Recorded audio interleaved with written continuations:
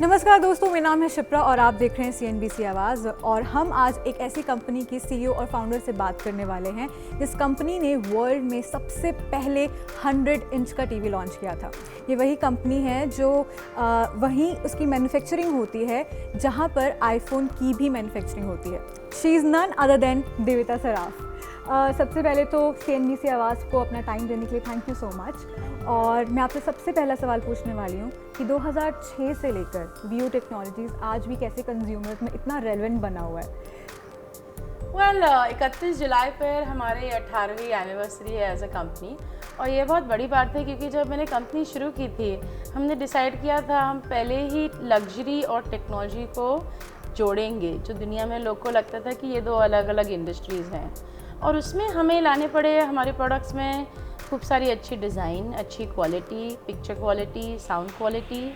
फिर हम लाए उसमें अलग अलग साइज़ेस, जैसे आपने कहा 100 इंच की टीवी भी हम बनाते हैं। 98 इंच की टीवी में तो हम इंडिया में नंबर 1 है ही। और फिर हर बार एक इंडियन कस्टमर के लिए हम नए इनोवेशन लाते रहते हैं।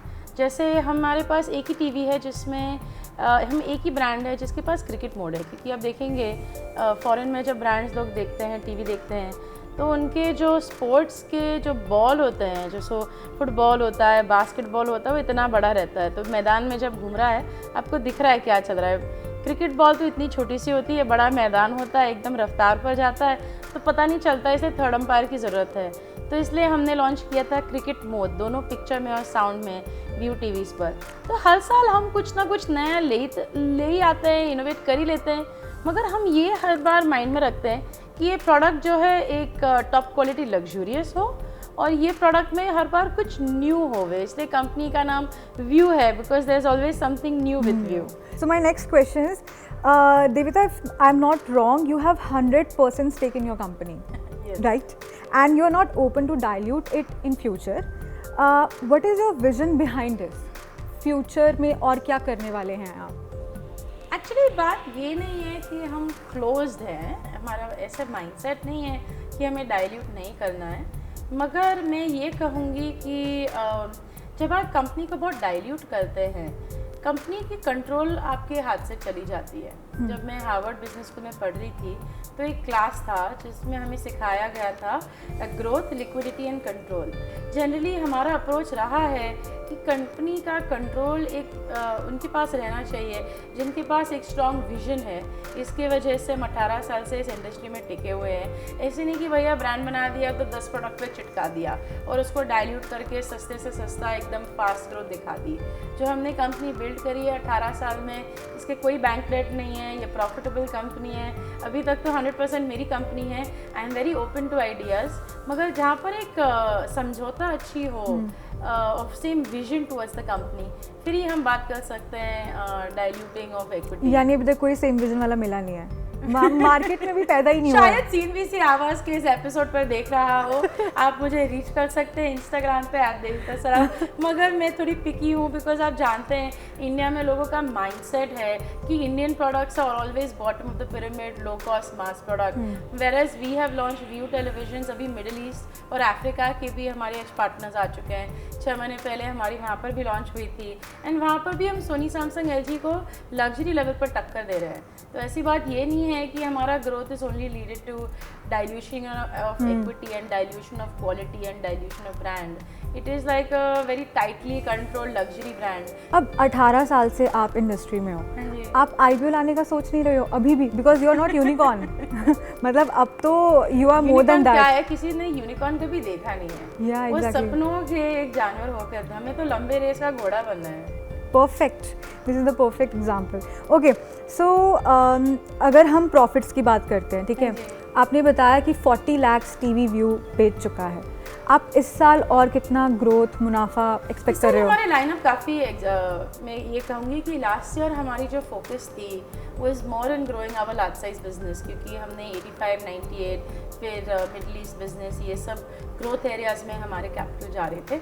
This year we have very aggressive target, जैसे आज अमेजोन हमारे पार्टनर इस लॉन्च में। So Vu vibe TV is a very affordable product. यही प्रोडक्ट का मेरा अगले 4 महीने में टारगेट है 300 करोड़ का माल बेचना, plus over and above revenue from other products. So very aggressive this year. We're definitely expecting more financial growth, but at good profit. आपका ना सबसे ज़्यादा ध्यान जो है वो इनोवेशन के बाद, जो इनोवेशन से पहले आई थिंक है, वो कस्टमर्स पे है। तो कस्टमर्स के बारे में आपको पता होगा, कौन से बड़े कस्टमर्स Actually, हैं? हमारी एक पॉलिसी है कि हम सेलिब्रिटीज़ को कोई डिस्काउंट देते नहीं हैं। रियली? हाँ, हमने कभी लाइफ में 18 साल में किसी को एक फ्री टीवी दिया नहीं है, कोई डिस्काउंट दिया नहीं है।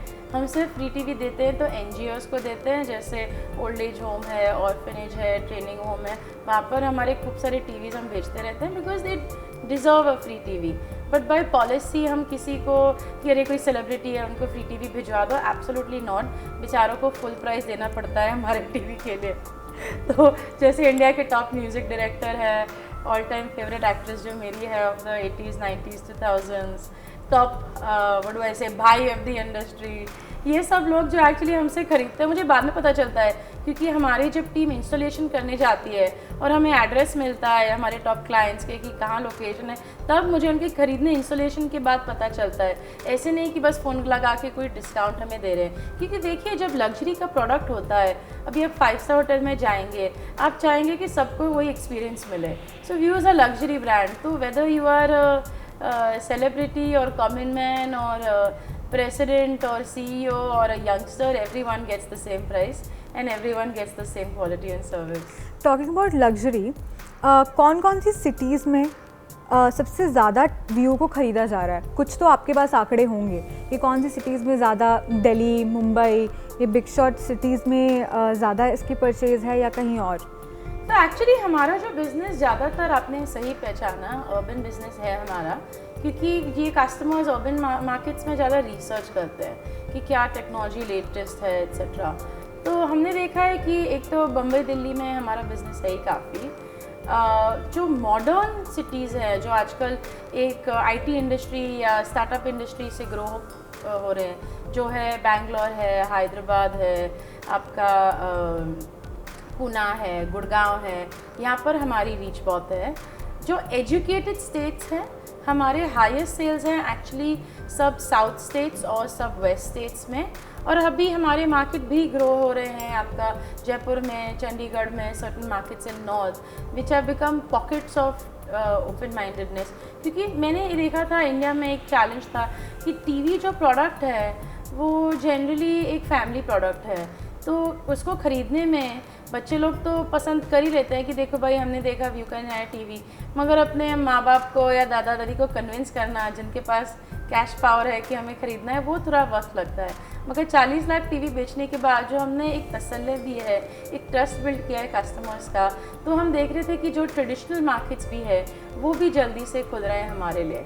मगर फिर भी मैं ये कहूँगी सबसे ज़्यादा टक्कर तो हम सोनी सैमसंग को टॉप मार्केट मुंबई और अभी दुबई, ये सब मार्केट्स में ही दे रहे हैं। You are first in everything, 100 inch का टीवी लॉन्च कर रहे हो, फिर साउंड बार आपने इंटीग्रेट कर दिया है, फिर माइक्रोसॉफ्ट और एंड्रॉयड एक साथ लाने वाले भी आप ही थे, इको फ्रेंडली भी आप कर रहे हो। So what is this obsession with being like on the top? I don't think, it's so much for being on the top. I'm not someone who is very technically as a person. I will say I am not very competitive.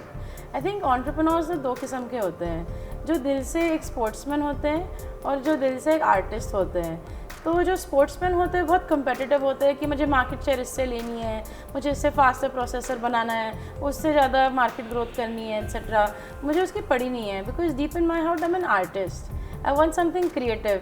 मैं दिन भर यही सोचती रहती हूँ नया क्या ला सकते हैं। सच्ची आप लॉन्च में भी देखेंगे नया क्या ला सकते हैं। और जब कस्टमर्स मुझे रीच आउट करते हैं सोशल मीडिया पे, ये पसंद आया, when customers themselves tell me कि देखो हमें व्यू का फीचर पसंद आया या ब्रांड पसंद है या सर्विस अच्छी थी, that makes me happy. So like a true artist I am always giving something new because I work from a place of creativity and imagination.